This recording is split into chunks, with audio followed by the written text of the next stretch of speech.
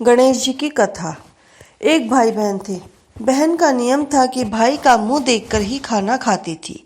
रोज उठती, अपना काम करती और भाई का मुंह देखने जाती। रास्ते में खेजड़ी के झाड़ के नीचे विनायक जी की मूर्ति रखी थी। तुलसी माता भी हरी भरी थी। पतवारी दूध दही में हिंडोले ले रही थी। ऊपर सूर्य भगवान तप रहे थे। वो भाई का मुंह देखने जाती और कहती कि भगवान, मेरे जैसा अमर सुहाग और अमर पीहर सबको देना। ऐसा कहती और आगे चली जाती।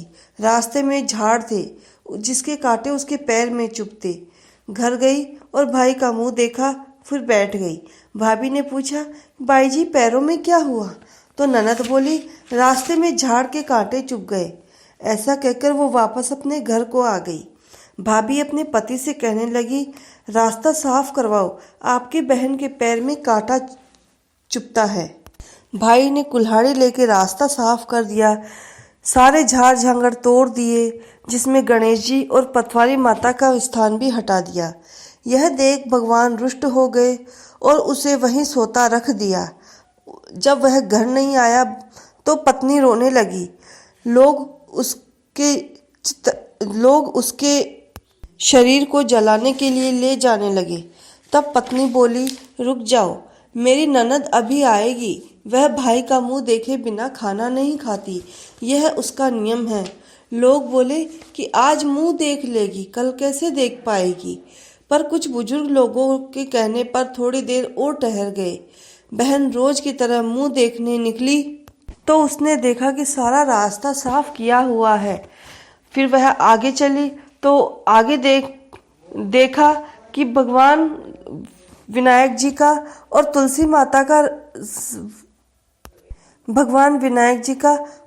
माता का स्थान भी हटाया हुआ है। वह खेजड़ी की डाल लेकर आई, 7 कंकड़ लेकर पतवारी बैठाई, तुलसी माता रोपाई, पैर पड़कर सबको कहने लगी कि भगवान, मेरे अमर सुहाग देना, अमर पीहर देना। इतना कहकर वो आगे चली गई। भगवान विचार करने लगी कि इसकी नहीं सुनी तो हमें कौन पूजेगा, हमें कौन मानेगा। भगवान ने उसे आवाज दी कि बेटी, वापस आकर खेजड़ी की 7 पत्तियां लेकर जा और तेरे भाई को कच्चे दूध में घोलकर छींटे मार देना, वह उठकर बैठ जाएगा। बहन ने सुना और पीछे मुड़कर देखा तो वहां कोई नहीं था।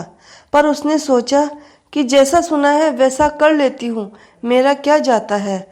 वह 7 पत्तियां लेकर आई और भाई के घर आकर देखा तो भाभी रो रही थी। लोग बैठे थे, भाई की लाश रखी थी। वो घर में गई, दूध की चरी लाई, उसमें पत्तियां घोली और भाई के मृत शरीर पर उस अमृत के छींटे दिए। भाई उठकर बैठ गया और बहन से बोला, बहुत की गहरी नींद आई। बहन बोली, ऐसी नींद तो कभी दुश्मन को भी ना आए। भैया, तुमको रास्ता साफ करने की किसने कही थी? भाई बोला, तेरी भाभी ने कहा था। तो बहन बोली, तूने रास्ता साफ किया तो भगवान के स्थान को भी उठा दिया। मैं जब आई तो वापस भगवान को ऊंचे पे बैठा कर आई हूँ। भगवान ने मेरी सुनी।